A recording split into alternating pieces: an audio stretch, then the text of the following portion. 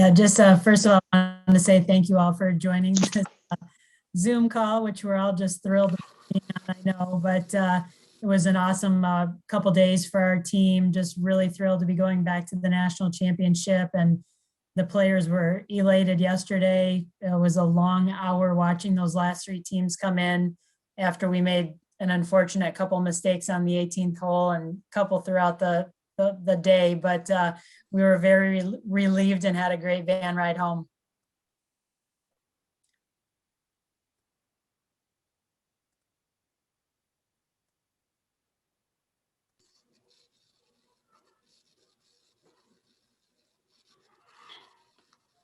All right. Kellen, go ahead.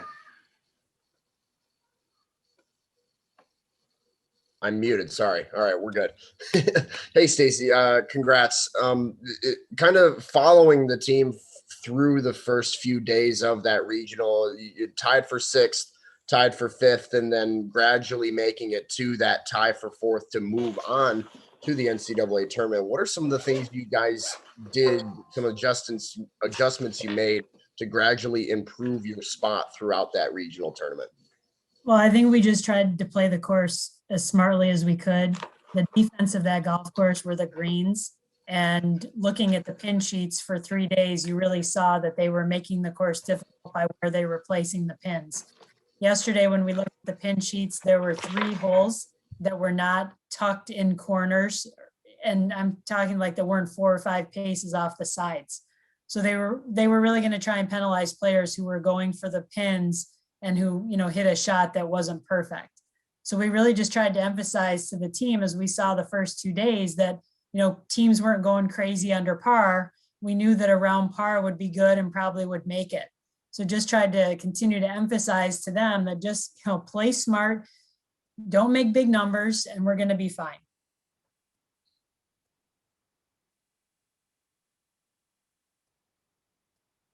Sorry, guys. For some, I can't, no audio on my end, but as long as you guys are good, then we're good. Ian, go ahead. Hey, Stacy, in a season like this, to be able to get back to the NCAA championship, what does that say about the team and their just ability to really fight through it all this season? Yeah, I think it just proves once again that, Spartans are tough and we are resilient, and we have proven that we're one of the best teams in the country for over 20 years now. And I don't ever want that to change. I don't care whether it's a world pandemic or whatever comes upon that we have to make it through. Like, we're going to do it. And, we've had too many players that have come before this team that have worked long and hard to make sure that this team is in the place it is. We have donors all over the country that are supporting us, that believe in what we do. Obviously, the athletic department in Michigan State believes in what we do. And we're just not going to let anything stop us. We continue to bring in players that are some of the best players in the world. And we're just looking forward to having our shot and representing the Big Ten Conference at the national championship. And I think just, winning the Big Ten championship always gives everyone, confidence, obviously. And we struggled midseason just a little bit. And that's kind of part of life. There's always peaks and valleys. And we just kept pushing the kids and telling them, like, how to do this. Like, we have this van. That's what we said to him yesterday, is this van is just filled with talent. We had to tell the internationals what oozing meant, because we were like, the talent oozes out of this van. And a couple of them didn't even know what that word meant. But, just keeping the confidence high for these young people and knowing that we can compete with anyone out there, and obviously beating the #1 team in the country yesterday is just another confidence booster and really helpful for us. And is there something that stands out about this team versus, other teams that have made it to this point?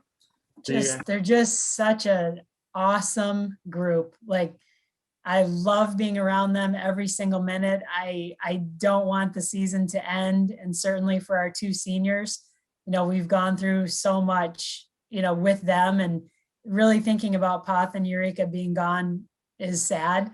And certainly when Poth teed off yesterday, in my mind, I didn't want to say this to her on the tee box because I didn't want to make her upset, but I just wanted to say, just let's not make this our last round together. And, you've got a 5th-year kid who came back because she wanted another opportunity to play because she missed out, last spring. And, her and Eureka and what they've done for the program has been tremendous. So I think it's just, they're a wonderful group of young people, of Spartans that are successful now, that will be successful for the rest of their lives. And I know they will always remember what they had here and what opportunities were given to them, and also what we've accomplished as a team.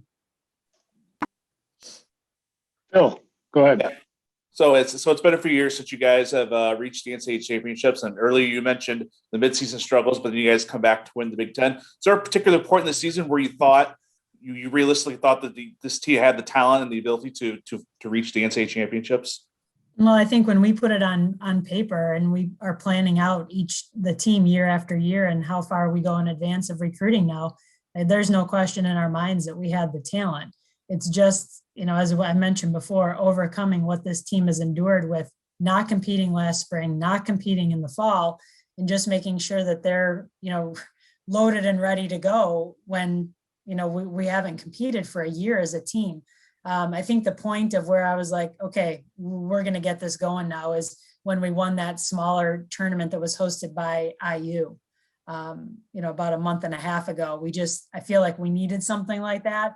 We just kind of weren't getting those 4 scores or kind of needed a break. We went down to that smaller tournament, crushed the field.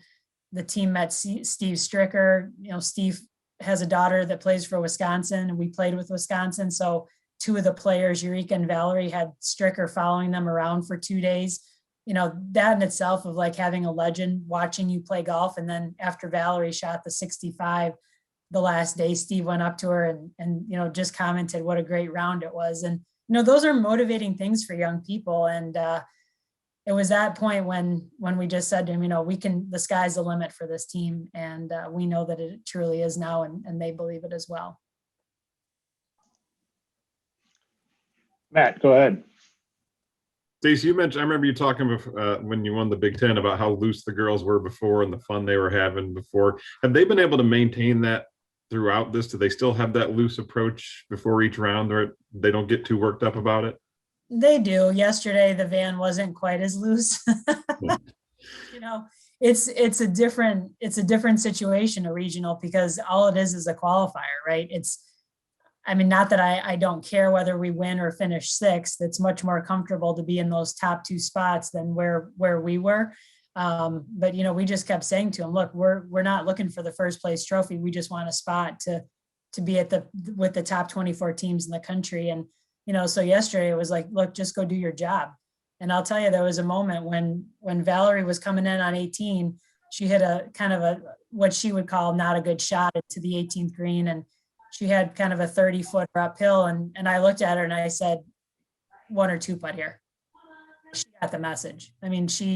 She knew that she needed to 1 or 2 putt, and she actually almost made it, which was awesome. But, a birdie in that situation would have made us feel more comfortable. But, you try and just give them subtle signs. They don't ask. There were some scoreboards yesterday, so they did know kind of where we were sitting. But you don't want to put that undue pressure on them, because no matter what, they're going to do the best that they can. And if it really got down to that situation where I felt like we needed something, or we needed to do something, we would have told them or tried to make that happen. And, they're not trying to 3-putt. They're not trying to make a bogey. Unfortunately, it happened for 2 of the players coming in yesterday, which then put us in a precarious situation. But 18 was playing so tough that we figured there was a good chance that South Carolina or Arkansas was going to make a bogey. 1 bogey out of their 4 counting scores was all that had to happen, and that happened. So. And as you mentioned, you've made it. You've qualified now. This is somewhere you've obviously been before. Did any of the girls play the last time you were there? Yeah. So Poth played. Okay. And then Halen went as an individual. So yeah, how do you talk with them about dealing with this level now and expectations and all those things, and just it being this is what you work to get to now without getting overwhelmed by the moment, I guess. Right. Well, I think the players that we have on this team, like, we've all got to remember that we have the U.S. amateur semifinalist on this team. That's actually going to be bigger. She got bigger coverage than the national championship. We've got the semifinalist in the North-South. That was Halen Harris. So these kids have played on a big stage all over the world. So there's nothing that's going to happen that's going to shock them. It's just the realization that we would really like to get into the top 8 to have a chance at that match play situation, to win a national championship. So I'm not worried at all of them being, walking into the golf course and being wowed by it, or they've seen it all. They've done all that. And even though it hasn't been a national championship per se, they've all played on such big stages and in other places that, like I said, it's just, we're going to make it fun for them, yet they're going to know it is a business trip and we're there to do a job, and we want to get that job done. Thank you, Stacy. Congrats and best of luck out there. Thank you. Thanks. Kellen. Hey, Stacy, wondering if you saw what was going on over at the Baton Rouge Regional and if you kind of had any thoughts on that unfortunate ending for a lot of those schools down there. Yeah, well, we had 2 Spartans coaching there. So John Koskinen is the assistant golf coach at Miami.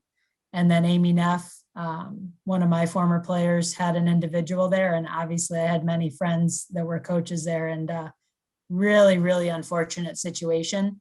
I am looking forward to hearing what the NCAA is going to say about that at the national championship. I'm sure there's going to be a discussion on that.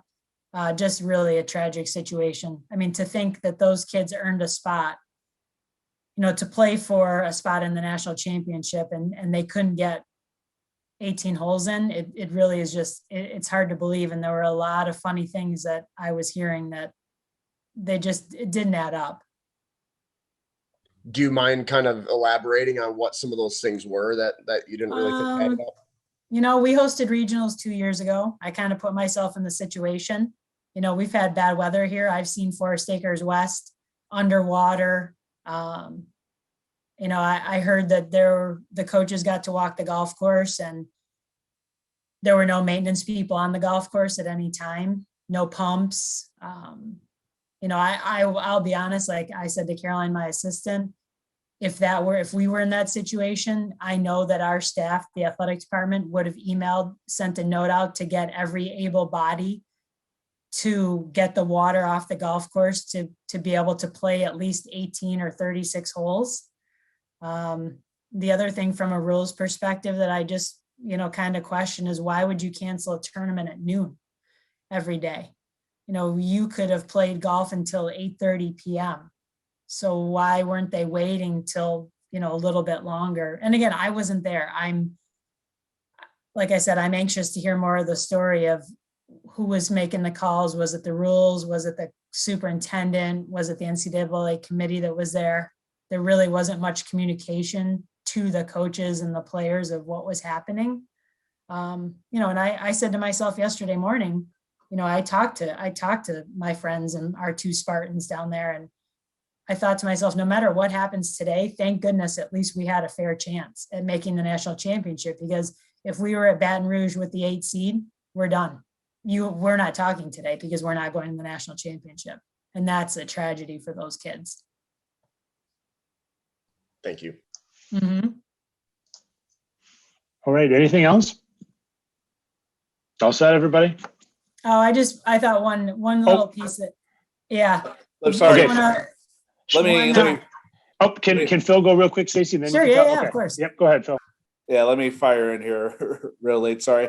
I just wonder if you could speak of Eureka's improvement over the course of the year. I know that I believe Valerie it was either Valerie or Paz who led the way in terms of like leading score in most of the meets this year, but you get her leading the way, Eureka leading the way for you here in the regional. Just talk a little bit about her improvement throughout the course of the year, if you don't mind. Yeah, Valerie and Eureka actually all year have been pretty close in their scoring average.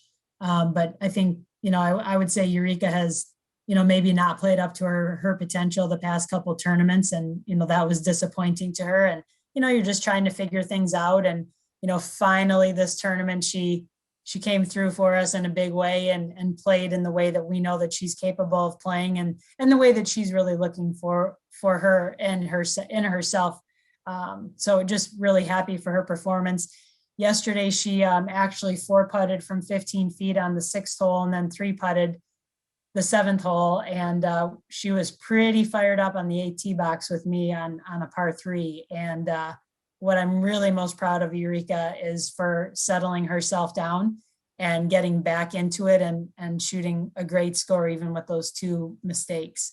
I think earlier in her career here, that wouldn't have happened. And obviously we needed that to happen for us to make it out yesterday. So yeah, just great performance by Eureka.